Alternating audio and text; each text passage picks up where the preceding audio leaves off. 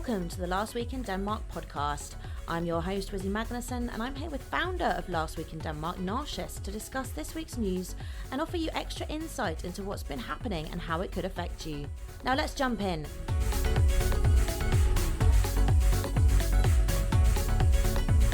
Welcome back to the microphone, Narcissus. We're a little bit delayed this week, aren't we? So sorry, listeners, that we are delayed in getting this podcast out to you. But first of all, how are you, Narcissus? Well, it's later than usual. Normally we will do this on a Sunday morning, but here we are Tuesday morning recording.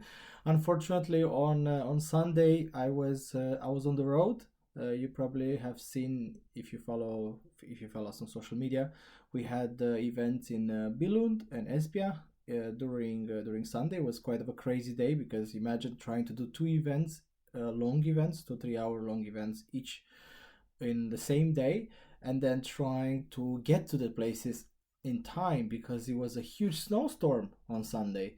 I don't know if you guys have noticed at home when you're warmed in the bed or enjoying just looking outside, but some of us were pushing through the not so clean roads, let's just say, trying to get in time to events. Actually, we got half an hour late to the first event, even though we left, so we are there 1 hour before to prepare, but we got half an hour late to the first event. But luckily the second event, it got warmer afterwards, and we were able to reach the place in good time. It's been beautiful and snowy here, and we've been winter bathing. Oh my god, I mean, what it means to have your life, eh? Don't take overly too many projects on your head, or at least don't leave everything to the end of the year like I did. I learned a very tough lesson this year, is that if you want to make a project, don't imagine that later in the year you'll have more time. You don't. You're just imagining things. Top productivity and rejection of procrastination technique right there. Yeah, I mean, I'm looking so much forward to be done with all the projects because I feel like next year we will still do projects, but I would like to be better planned because doing so many events, like since 3rd of November to 9th of December, we did 8 events in a month, and we're gonna do a 9th one already this week on Saturday, the last one in Skive. Wow. So if any of you are listening and you're from Skive, I'm looking forward to see you. It'll be our last. It'll end with a blast. So see you there. See you soon. Lovely. And perhaps next year you just need to remember those P's. Do you know the P's I'm talking about? What?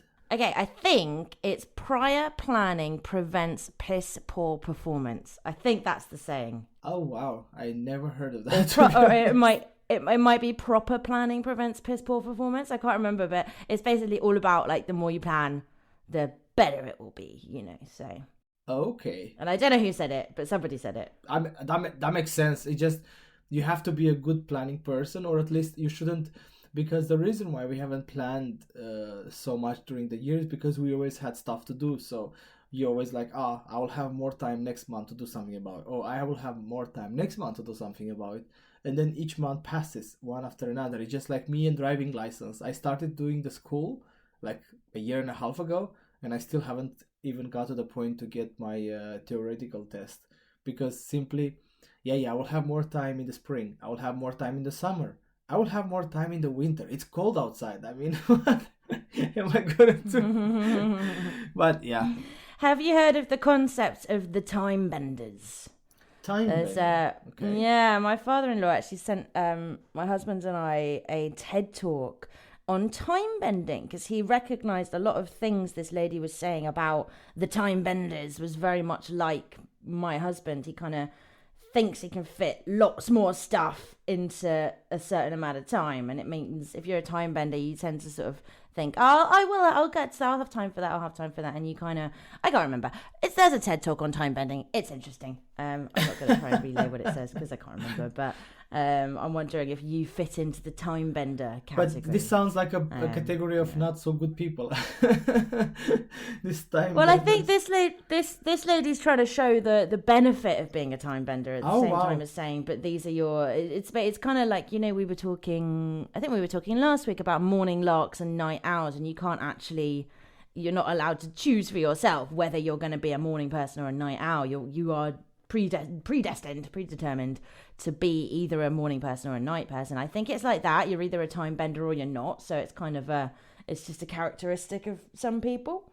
It's not a negative thing, I don't think. Just a difference. Okay. Yeah. No, but I don't want to be a time bender, because I have a feeling time benders want to do a lot of things and they end up hopefully delivering all of them, but they will be destroyed by the time the year ends, and they will need this mandatory 3 weeks vacation like we're gonna take. So guys, 17th of December is our last newsletter for this year, our last podcast.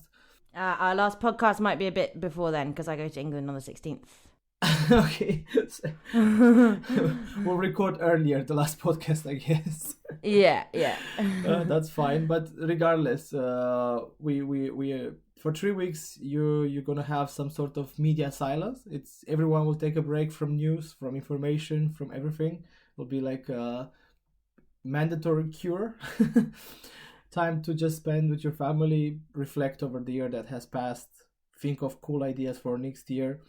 But it's too early for us to talk about when we are going off. Let's maybe talk about the survey. You guys have completed the survey in November, October, November, and we are so grateful for that. I mean, we had so many results and great suggestions and whatnot. Because we are at a crossroads with Last Week in Denmark, because Last Week in Denmark is not a typical business startup, less media startup as many of others are. It started as a project to help people who are deprived of information, right? So that's why the whole motto of it, empower people with information. And today, it's 3 years later, it's still very much a volunteer-run media initiative. We have never really sold anything so far, and I mean, we tried to sell this merchandise, but remember that €1 on top is literally symbolic. It doesn't bring any sort of real income to the newsletter. So now we just have to figure out what do we want to do next, because obviously if this project is bound around me or around a group of people, if those people at some point for whatever reason die, or they get depressed, or whatever reasons they lose their interest to do this, then the project will die, right? So I think 3 years later now we need to start thinking, how can we safeguard this project to ensure its longevity, to use a fancy word in here. Longevity. Okay. Longevity. I'm using the Latin version of the word, which is longevity, okay? Sure. So please. No. So we asked the people, for example, how would they feel if we were to make an association, a Last Week in Denmark association, so that it would be the audience, the people who would actually make sure it survives further than me and the others who are right now volunteering in here. Because then, obviously, every year this association will have a general assembly. They will see, okay, are we still having people who are able to run? If not, then they will have to maybe a committee, find a new curator who could be running the newsletter and continuing into, hopefully, eternity. And that's the whole idea. And we asked the people in the survey. We saw that 41% almost said that they would be happy with such an idea and they would become members of association. 22% were still not understanding what it means. I think not everyone really understood what it means to have a Last Week in Denmark association. And we also had, obviously, 37% who said, well, no, thank you, to the idea of an association. Yeah, I mean, I think some people just like to read it. They don't want to feel like we are pushing too much responsibility on the audience. Keep it on the people that that are caring every week for the past 3 years.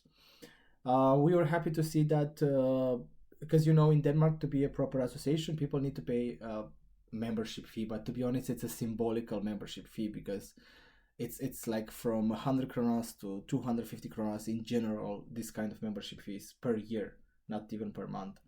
And obviously, as the results have shown, almost half are supporting like 150 and a quarter are more towards a 200 kronas yearly membership fee. I don't think it's such a big amount, to be honest. It's like a pack of cigarettes if you're smoking, or a bottle of rum if you're drinking. Or going once to the concert, a very cheap concert though, a classical concert in the music house in Aalborg, very very cheap classical with the student discount. Then you could afford to go to such thing. But what do you think? What do you think? Do you see Last Week in Denmark going into an association direction, or do you think it will be a better if it's more centralized, run by a smaller group of people? It's tricky, isn't it? Because looking at what the masses think, it's all everyone's quite on the fence, really. In total, we've got about the same amount of people saying they want an association as saying there's only a few smaller, slightly less percentage saying clearly no thank you, and 22.1% still on the fence. So it seems what you don't want to do is you don't want to sort of segregate people and have some people part of the association and then some people not part of the association, and build a sort of divide of, well, I'm in the association, oh, I'm not, Do you see what I mean? So it worries me slightly that there's a bit of a divide in the audience of whether this is a good idea. So I would say probably not yet. Okay. But I don't know. I'd need to find out more about what it means to be an association, because I also am interested in this. Because I think I was discussing with you actually, wasn't it, about my mental health initiative, mindsanonymous.com, which I'm relaunching in February. And you were talking to me about, this is the first time I came across this association sort of setup. I think you said I could turn Minds Anonymous into association. But yeah, I don't know. What do you think? I mean, for me, I have run both associations and startups and businesses and anything you can imagine here in Denmark. So for me, it's fine. An association will ensure a democratic control of the project, because basically you will have the people of the members who could gather for this National Assembly once a year, vote in a leadership of people. And then that leadership of people, they will have to respond in front of the people once a year with a report, with a financial report. They will still be constrained by a status. They will have to be a like sort of constitution of the association, so that the leadership has some sort of framework so they cannot get out of it when they are performing their duties. So that's what an association is basically ensuring that there is a say from the audience, there is a democratic control, and obviously I think you're right with that there can be a divide between members and non-members, because when you have members, you want to have more and more of them included, and to get them to be part of it, you would want to motivate them, and to motivate them, you're going to create some sort of stuff just for them, right?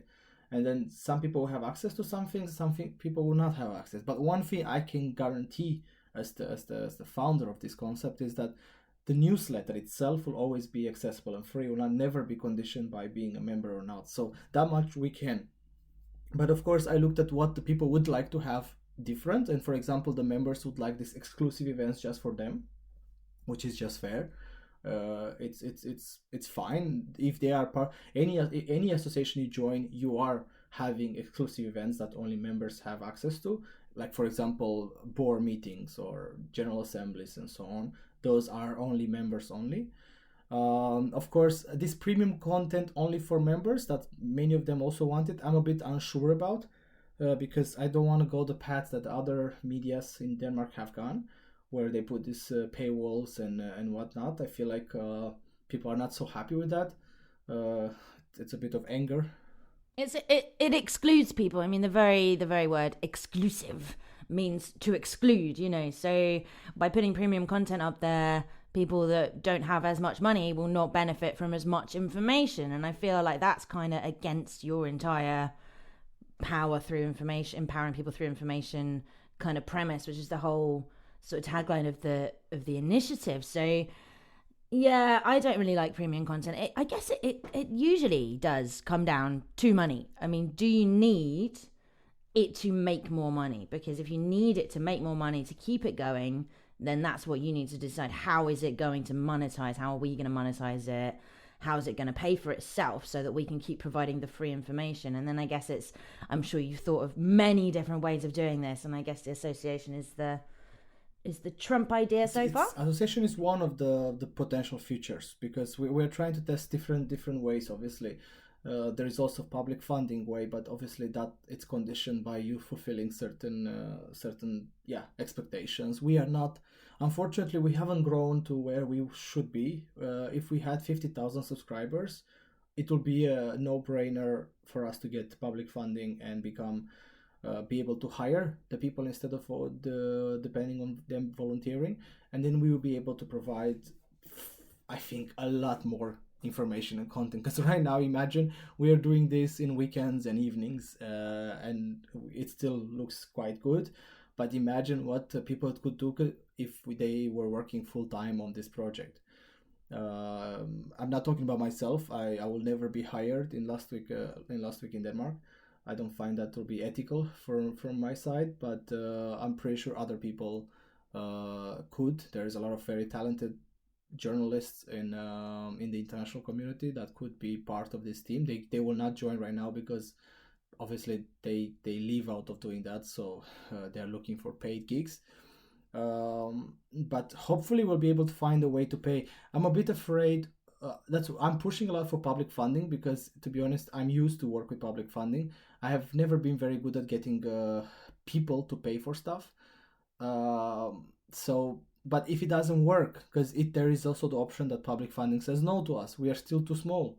We have in total all over roughly 28,000 subscribers, right? In all the platforms. That's not a lot. For Denmark. I mean, yeah, it is quite decent for Denmark, but it's not enough for them to motivate giving us at least 2 million kronas every year to pay for. You have noticed probably if you look at the how they distribute the public funding every year, that 2 million kronas is actually quite a lot of money to get. So for us to hire 5-6 good people at least, we will need that kind of money. So that will be the one future. If it fails with the public funding, of course I will keep doing this until, well, mentally I break down, but so don't worry about it. Last Week in Denmark is not going to disappear next year, but we slowly need to start building some sort of financial capacity so we can at least have 1 or 2 full-time people, just to increase quality, because sometimes I feel like I could do more and I would like to do more. I just don't have time for it, and there's people who are pitching to me good ideas, but I cannot pay for them.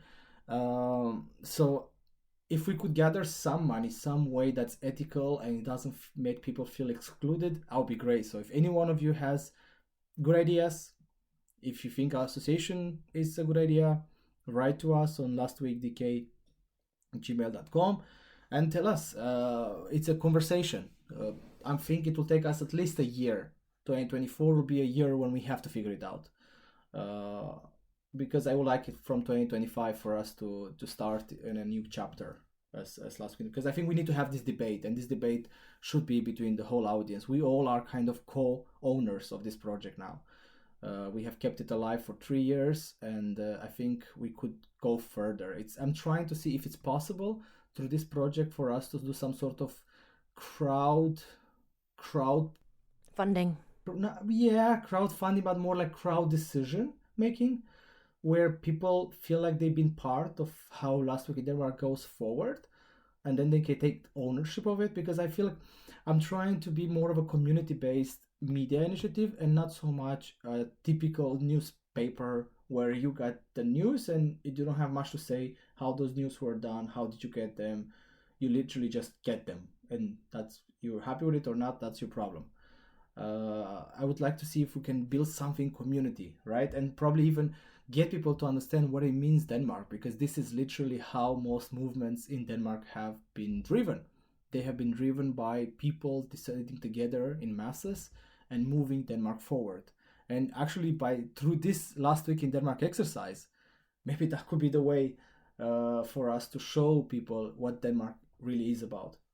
I like it. I think we should leave that there and discuss some of the headlines in this week's edition. What do you think? Yeah, I mean, I think most of you have had a chance to read the newsletter so far. If not, I guess you should definitely look at it because we are covering how your tax money will be spent in 2024. How exciting! Well, not really a lot because unfortunately there isn't much cool stuff in there. There is some interesting stuff, but not so many cool stuff. One thing that I would like to mention is probably one thing that maybe many of you never actually get to use, the service Fradrau. So if you have a babysitter or not an au pair though, au pair doesn't qualify, a babysitter or a cleaner or a gardener, personal service. If you buy any of such services, you can get 26% of the money you have spent on it back through taxes. And they have raised that from 6,900 to 11,900, which is quite cool because that means you can spend 40,000 kronas per year on services and get 26% back. I think it's basically reducing the price for such services.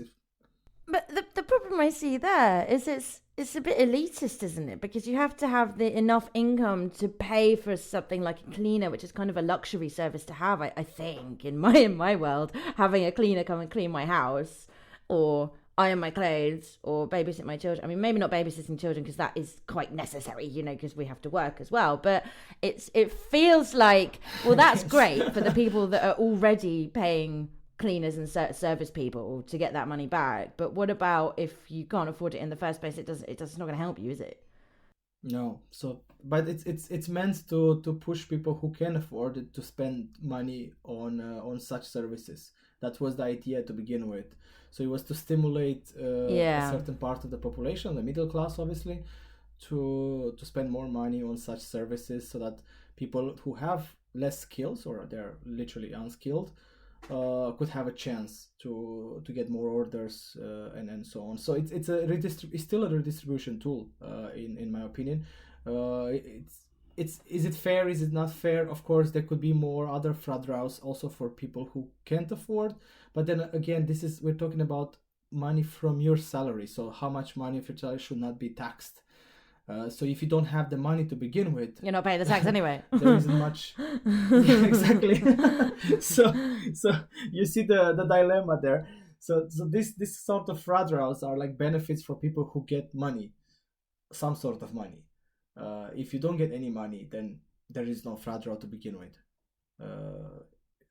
So that's why, I mean, it's a good idea for the middle class. And to be honest, if you look at the newsletter, only 3.7% of the population is in the area where, let's just say, they are relatively poor for Denmark standards. 3.7%. It's still a lot of people because that's 213,900 people. So if you think about 3%, that's not so much, right? I mean, 3%. What's 3%? That's nothing. But then 200,000 people, when you see the actual amounts, like if you could put all of them in one city, that would be the size of Aalborg. That would be the size of my city, and literally everyone would be poor. Imagine such a city existing. I don't want to imagine. But the point is that compared to the general population of obviously 6 million, there are not that many people who are poor. So obviously a lot of people can benefit from this Fradrau in general. And it's at least they gave something, because to be honest, I look at the rest of what they have promised, what they have said that they're going to spend money on, and there isn't much else that we could directly benefit from. I'm looking forward, to be honest, to this circular economy money. I think if any of you wants to start a repair cafe, or maybe some courses about how to teach people to do it themselves at home and extend lives of your any sort of products, or in general, there will be grants coming up. I have a feeling there will be like in Austria or in other countries, there will be this money that they will give to you so that they encourage you to repair instead of throw away. So that should be interesting. I think I'm happy we're going in this direction, and I'm happy that it creates a new business opportunity for some people. I mean, repairing, some people are very good with their hands, they're very good at fixing things, so now there's their chance to be relevant again. I have many an Apple product that's just collecting dust now because they all need repairing. As I think I said last week, like I refuse to throw tech away because I might be able to get the documents off it one day if somebody very clever comes and helps me. So yeah, repairing instead of buying is good. Exactly. So that's another good thing from there. Another, let's just say, relatively good thing is that if any of you are if any of you are like psychology graduates and you would like to, you're like, oh, but there's not enough jobs for us. Well, don't worry, there will be more jobs from next year because they are expanding the psychological counseling in daycares and schools. So more jobs, there will be more job openings in that area. So there's some jobs for some of you. There is some jobs in data analysis in the elderly sector. So that there will be some jobs there for some of you. There will be some jobs for some consultancy firm because they want to establish a private patient consultancy, even though there is already a public patient consultancy established by the regional. For whatever reason, they thought that's not enough. So now they want to establish a competition to it. They want to make a private consultancy for patients to know how to use their patient rights and healthcare rights and whatnot. That's interesting to me how the I think that there is a bit of confusion because you have in power both the Social Democrats and the Liberals.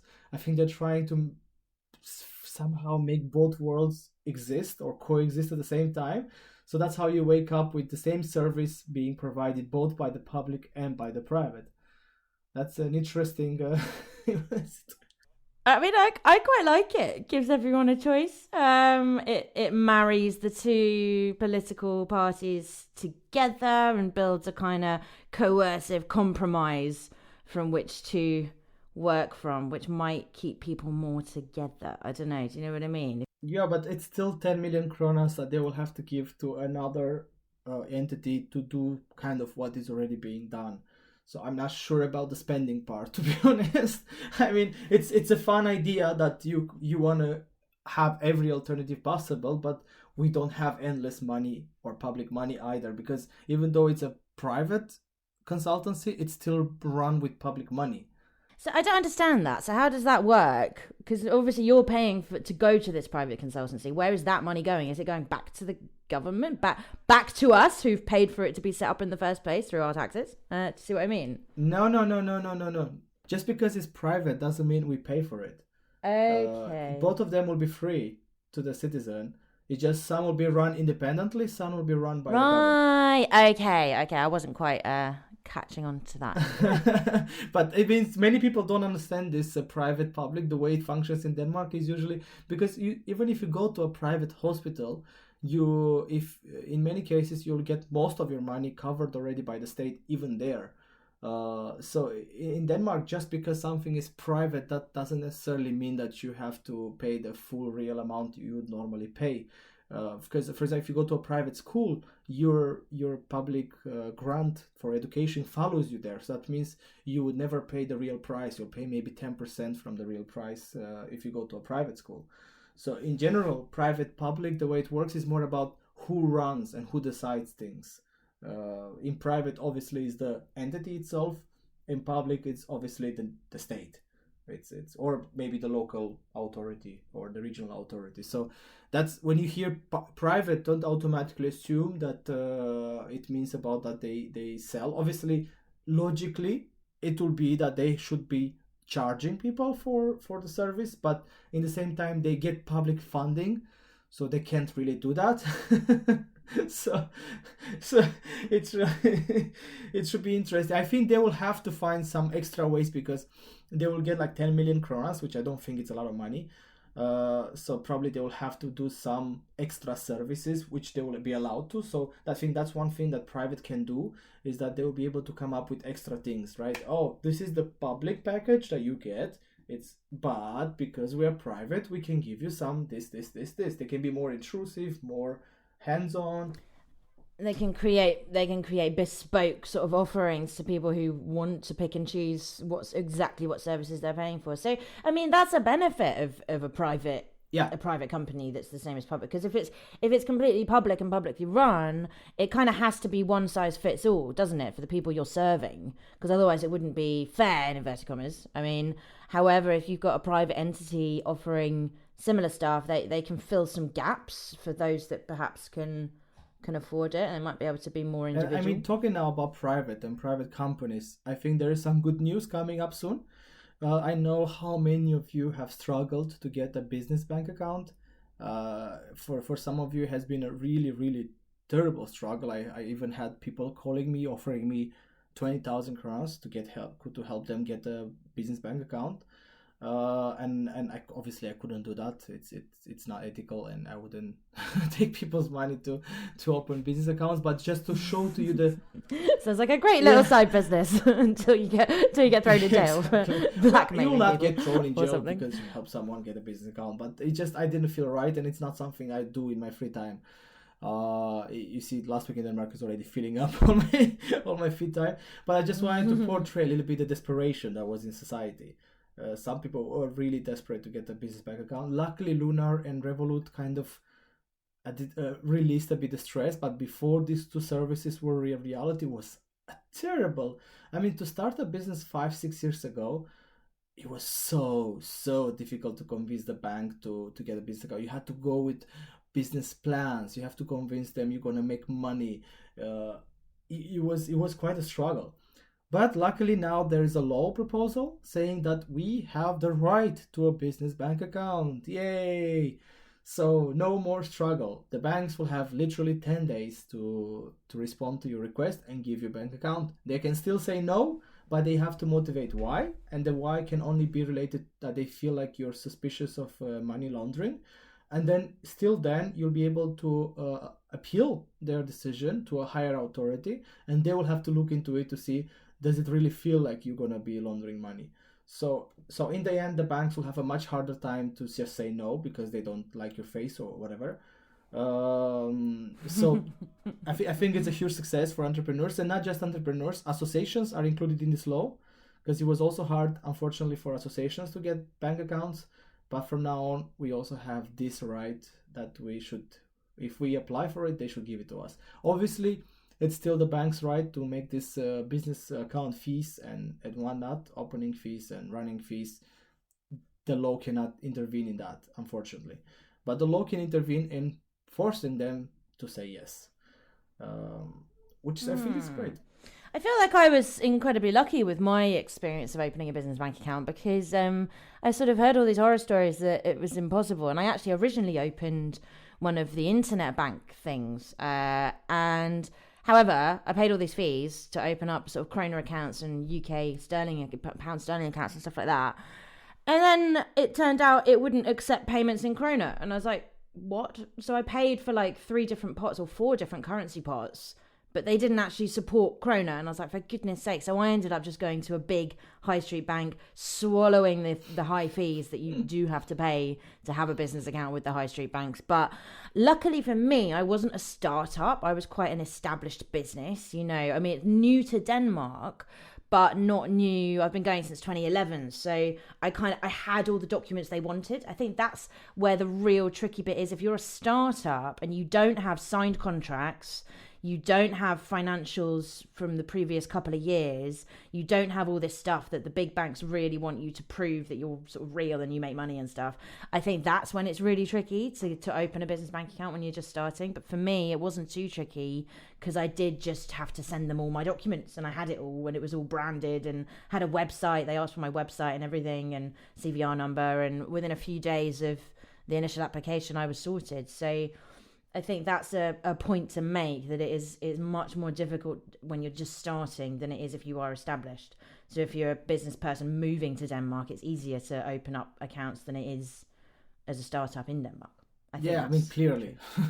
That's, as I said before, people were still getting business accounts. It's just you had to be very convincing with the bank. But now at least it's possible. The chance for this law to pass is quite high. It's proposed by the government. The government has a majority, so I'll be shocked if in the next month from now we will not hear that it has been passed.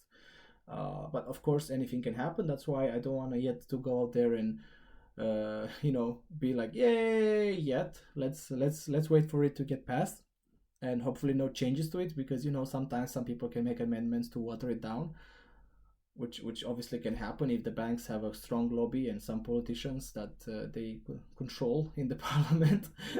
they can easily derail a little bit the law and make it not so strong as it is right now. But that was the talking about banks and money. If you guys like to keep cash at home, keep in mind that if you have lots of those thousands of kronas notes, and you are in the lucky side, I guess, of having such banknotes at home, you need to get rid of them, because they will be illegal from 31st of May 2025. So if you have lots of them, you don't have a lot of time to use them, because afterwards, after 31st of May 2025, you'll have to declare them. Why do you have them? Where is their how they get to you? What's their provenance? And it will not be a pleasant discussion to have. There is actually 23 billion kronas in 1,000 kronas banknotes running around Denmark. Do you think they're hidden in someone's mattress? I wonder how many mattresses are there. And by the way, guys, if you do keep money in cash year after year, I have the unfortunate news for you that they lose value every year. Every year that you just keep cash sitting at home, they are losing value. That's just the common financial education tenant. Do not keep money year after year in cash, because you have just lost percentages. I'm not sure how many years you had your money in cash, but let's say 5 years, you have lost already more than 10% of it, their value, which is quite significant, I would say. It's not little money, so make those money run. don't keep them in one place. And especially that with the discussion now in the society is that should we make cash voluntary? I mean, in the sense that right now businesses they have to receive cash, they're forced to, but the Denmark's national bank is like telling the politicians, hey guys, maybe it's time to go the Swedish way and make it voluntary, so businesses are not forced to accept cash anymore, because it has become quite hard. If you're a business and you have to handle cash, it's difficult, it's expensive to play with cash around, to be honest. Well, it's a pain in the neck, and it's time consuming as well, isn't it? Because you have to get that cash to the bank at some point. You can't just have, unless you are a giving cash and receiving cash sort of business, and then you have your float. But yeah, it's difficult, isn't it? Because there's so many sort of arguments about keeping cash, because obviously if you don't pay in cash, there's all these fees, and your £50 is actually not worth as much as it would be in cash. But then there's the argument that the value of cash doesn't last very long. And what do you think? Should we be moving towards cashless societies? I mean, we are, but is this a good thing? What do you think? I think I don't like extremes. Myself, I'm a moderate, so that's why, for example, I never liked people who are like, I don't eat meat ever in my life. I only eat vegetables. I find that to be disturbing.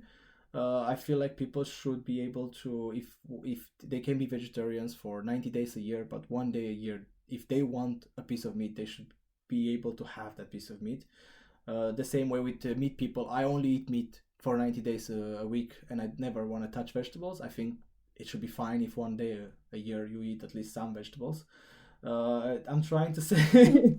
I think doctors might say you ought to eat vegetables more. Yeah, hopefully. Year, but, I'm trying to say that we should never go into extremes. I think we should allow businesses to refuse cash if it's too difficult for them, because simply it's expensive, especially for smaller businesses to run with cash.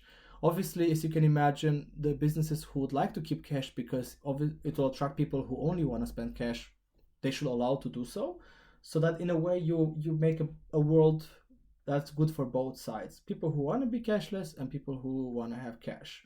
Don't make it either or other. I completely agree. I think we need to be promoting as much freedom or feeling of freedom and independent thinking and independent activity and independent behavior as possible within the constraints of safety and a happy society overall, So yeah, straight rules and never go down well, because you always get people that are going to fight against it. But giving people as much choice as possible, I think, is where you empower people on an individual basis, you know. Yeah, because I mean, even though it says it's mandatory to accept cash, you have met businesses where you cannot pay with cash. Yeah. Be honest.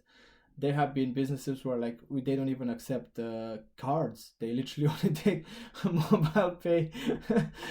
Or the hot dog stand. Yeah. No, I mean, seriously. So that's the only reason. When I was opening my bank accounts, they ask you, you know, how much cash are you going to take out in a year? And I basically counted the amount of hot dogs I was likely to eat in a year, because this was before I had mobile pay. And I told the bank that that's how much cash I was going to be getting out. Enough for a hot dog a month or something. That's a good way, I guess. How much hot dogs you're gonna eat this year? 1,000. Oh, you have another problem there. I guess. No, but I mean, it's all. I think the idea of moderation. It's always good in politics. Any prohibition style doesn't work. History has shown it again and again and again. Trying to prohibit something just makes it more attractive. Makes people want to have it more. So you should always find a balance between restriction and freedom. Always find a balance between, because right now here the companies obviously are in the wrong if they don't allow you to pay with cash, and they are risking a lot of troubles. So maybe we should not force companies to risk these troubles. We should allow them. Okay, you can't afford to accept cash. That's fair. That's fine. There will be other places that can afford, like the bigger chains, the bigger stores. It's nothing for them to handle cash. Let them do it. At least don't put small businesses at the criminal risk, because they literally, if someone reports them, they're risking a lot of fines, and that's not fun. No. I think because I don't think the margins are very high for that hot dog stand. Let's be honest. I mean, I don't believe so, at least. Yeah. There is one more story I'd like to investigate on the newsletter this week before we sign off. Moisturize your skin with products containing a high percentage of fat, a doctor has advised. Now, the reason I want to investigate this story is because both my husband and I have very dry hands, and we've tried so many different moisturizers. And I even went to the pharmacy, because he wears gloves at work all the time, so he gets his knuckles literally crack and bleed. And I went to the pharmacy and said, right, I need the most incredible science-backed, hypoallergenic moisturizer barrier cream, and I got it, and I've started using it as well. But since the weather's got really cold, it's such a struggle. So tell me about this high percentage of fat moisturizers and where I can get them from, Nasha. To be honest, I think this the person that will be best to talk to you about this will be Punita. She's the curator that takes care of healthcare news.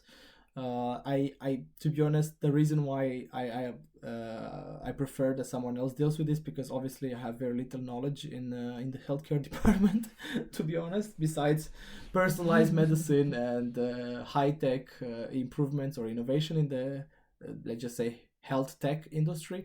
I don't know much about moisturizing skin and stuff. I never use creams, to be honest. I was discussing now with my family, like what Yule calendar should we get, right, for myself, and I was like, I want to get one of those Nivea ones. They look quite cool. And then they were like, but you never use a cream, so why start now? Yeah, if you don't need it, don't use it. You know, the whole point of the skin is to effectively mask you from bad things and put up the oil from the hair follicles, and you know, this organ of ours is supposed to sort itself out, so we shouldn't really need all these creams and stuff. But the more you use them, I think the more you do need to use them. So it's like you become addicted to it. It's a drug. Yeah, it's like I discovered that I was way over exfoliating my face skin, because I was getting, I'm far too old to have teenage skin, but I have teenage skin. And actually, since I've reduced, I was scrubbing it, daily, scrubbing it, stop it.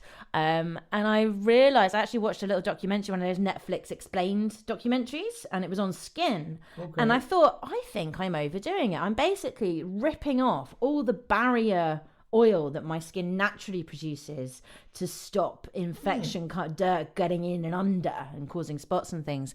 And I've stopped doing it now, and I'm now exfoliating up to twice a week and being quite careful about what else I do to myself. I'm basically doing less to my skin, and it's actually getting better. Nice. So the idea here is Less is more. the less is better, or none is best. Yeah, I think it. Yeah. If some of you never tried it, to do such things or to use creams, and you're already in your 20s or 30s, I think you should be fine the rest of your life. Don't start anytime soon, because just because they feel, oh, it's gonna make your skin better, it's not gonna make your skin better. Honestly speaking, it's just gonna make you addicted to, and you're gonna have to spend some money on a different direction from there on. I never had to spend 1 krona on perfumes, creams.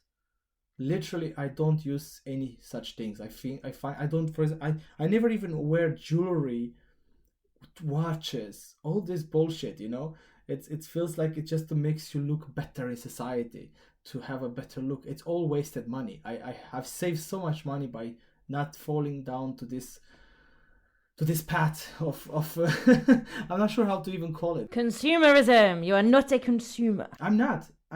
Of that anyway. What are you a consumer of? What do you consume lots of? I consume lots of. Should I say alcohol? No. Okay. No. I mean, what do I consume? At least you're honest. I mean, it's probably books. I do buy often books, and that's it. I don't spend a lot of money. I'm not used to spend a lot of money. It's not something I do, so I don't need a lot of money to live with either. To be honest, we're pretty good at spending. Let's just say I like spending money on food. I like food, and if I have the chance to eat some decent good food, I will pay for it. That's it. Yeah, I got to that good. time in life like where attitude. I appreciate food more than anything else. Yeah, which, if you think about it, is entirely sort of correct, really, because we need food to be alive, and we are what we eat, and all of that. So, but you don't really. I think you're right that it's kind of an age thing. You get more into the good stuff when that you're consuming, and more selective over what you're going to put in your body the sort of older you get, I think, and the more settled down you get, when you're not so stressed about something else that a pot noodle will do because you're just trying to fill a gap, when you're thinking, oh, what would really make my body function well today? Let's have some spinach. I would never think of that when I was 18. I was far too busy consuming other things that were perhaps not so good for me. Yeah, exactly. I mean, even now, the way I'm, like, my behavior of buying, let's say, alcohol, because I was talking earlier, when I buy beer, I buy less, way less, but I buy better, higher quality, more interesting one. The same with wine. I don't like mass produced wine anymore. I want something special. I don't drink as much as when I was younger, but I like the good stuff, right? We are getting old, Narcissus. Because I'm the same. Well, I mean, that's just how it is. That's where we are in life. But I just want to say, even when I was young, I was also not into this whole buying creams, perfumes, jewelry, any of the luxury. Because I consider them to be luxury items. I was born in a village. We had no, let's just say, influence of such things. You couldn't buy them at the local stores, you can imagine. So I probably never been influenced during my childhood by such products, and luckily enough, I was able to maintain this village boy attitude in the rest of my life. So it saved me. Imagine how much money I've saved by not buying any jewelry, perfumes, creams, or any other makeups. I don't know if men use makeup, but in case. Some do, some don't. Some do. Yeah, exactly. So imagine, just try to make. I mean, how much money you spend on creams, Luisa, the rest of your life since now? Well, me, like, for me, it's interesting. I've been using the same perfume since I was 18. The same one, like the same around bottle. Around 18, not the same bottle, no, new bottles. But I discovered this perfume. A friend of mine bought some when I was in New York for a trip with art college, and I was like 18 or 17. I can't remember how old I was now. When I was doing my foundation art degree before I did journalism, I smelled this perfume. I was like, wow, that's it. That's the one I want. And I've been wearing the same one. It's Hugo Boss Deep Red, and I've been wearing that since I was 18. And I only put it on if necessary. Do you see what I mean? So I wouldn't just put it on here, sat in my studio. So my one bottle of perfume will last me well over a year, because I don't wear it very often. Same with makeup. I actually haven't been able to wear makeup for the last sort of 3 months because I had this weird skin eye infection business, and I've got really used to not wearing makeup now, and now I'm just having meetings thinking, should I put some lipstick on? I can't even be bothered to do that, actually. So I'm not really a consumer of things like that. And jewelry, I don't think I've ever bought myself a piece of jewelry. I think for ladies it's often a present, so jewelry, handbags, for me anyway, creams, the way I discovered the one oil, I use a dry oil in my hair and on my face, and it was this little bottle that came in a sort of gift about 4 years ago. That little bottle of oil lasted me about 4 years, and then when it ran out, I got my mum to get me a replacement, a bigger bottle of it from England, and bring it out for my birthday. So I don't think I spent a lot of money on that special hand cream at the pharmacy, but that was for Mike. Apart from that, I don't really buy them. I actually used to make my own anyway. I used to make my own lip balms, my own moisturisers. I came up with a moisturiser called Cocolo, which is basically coconut oil, aloe vera gel, and a few essential oils, the ones that are okay to put directly on the skin. So like lavender, the only one that's allowed to go directly on the skin, but when you dilute it with the oil and the aloe vera gel, you can put tea tree and eucalyptus in there as well. And I used to make it for all my friends and family, basically. That's amazing. That's amazing. One Christmas, everyone got a little bottle of Cocolo. I haven't made it since I've been in Denmark because somebody in my household broke the blender that I use for the cream. So he shall remain nameless. But I'd like to get back into it again because actually the stuff that I buy is never as good as the stuff I used to make. No. I think because it's all got nasties in it. It's a lost art, right? It used to be that in families, at least I think maybe it's more of a French thing, but many families used to make their own, let's just say, perfumes or their own creams and their soaps, own beauty products in general. And I think it's a lost art in Europe. It was not even 100 years ago that people many, let's just say, more middle class families used to have this art within their family, and hopefully some of it got passed down the time, but now it's easier to just buy than to bother with it, which is, I think it makes it more accessible, yes, more widely accessible, but again, overuse. It leads to overuse. Before then, it was not much of it, but it was used in moderation, and anything in moderation cannot harm you, literally. So if you think about it, I'm just thinking. You don't know what I'm thinking, but I think most things in moderation. Okay. Right. Yeah. Fair enough. We need to be careful. We're not advocating for even moderation itself should be in moderation. I actually really agree with that, and balance in moderation. Like if you live a completely routined, balanced, moderated life all the time, that just sounds like it would drive me insane. I'd be like, what is the point in this? I need to shake things up. I need spontaneity. I need an immediate challenge that requires me to get very stressed in order to solve this problem. I kind of need those things. I kind of thrive off them. So I like that. Even moderation in moderation. It's okay to let your hair down occasionally, I think. Exactly. So it's the concept itself is a philosophy, right? But actually, I just got, thanks to this Yule calendar, I got now a book from Yuval Harari. It's called 21 Lessons for 21st Century. And there's some interesting stuff I would like to discuss with you in the next episodes, the last two that we have left. Sounds great. It really challenges our thinking for the future. So I don't know. Let's see. Maybe we'll touch some of it in the next episode. So stay live with us. See you soon again. I guess we are kind of at the end of the show, right? We've been a bit longer today than usual, but I hope it's fine with you. We don't have yet a set format. Obviously, we all aim at 30 minutes, but if you're willing to bear with us a bit longer, you're welcome to do so. Let's just pretend that we're testing out different formats, and this happens to be a longer formatted one that we've completely planned. Obviously, it's all scripted and all considered appropriately. Yeah, believe me if you can. Thank you for today, Narcissus. I think it's time to sign off. Is there anything else you would like to leave the listeners with to think about from this week's newsletter? Yeah, I mean, get rid of those 1,000 krona bills, mate. Time to go spending. We'll be back next week on your favourite podcast platform. Just search Last Week in Denmark. Thank you very much for listening, and goodbye for now.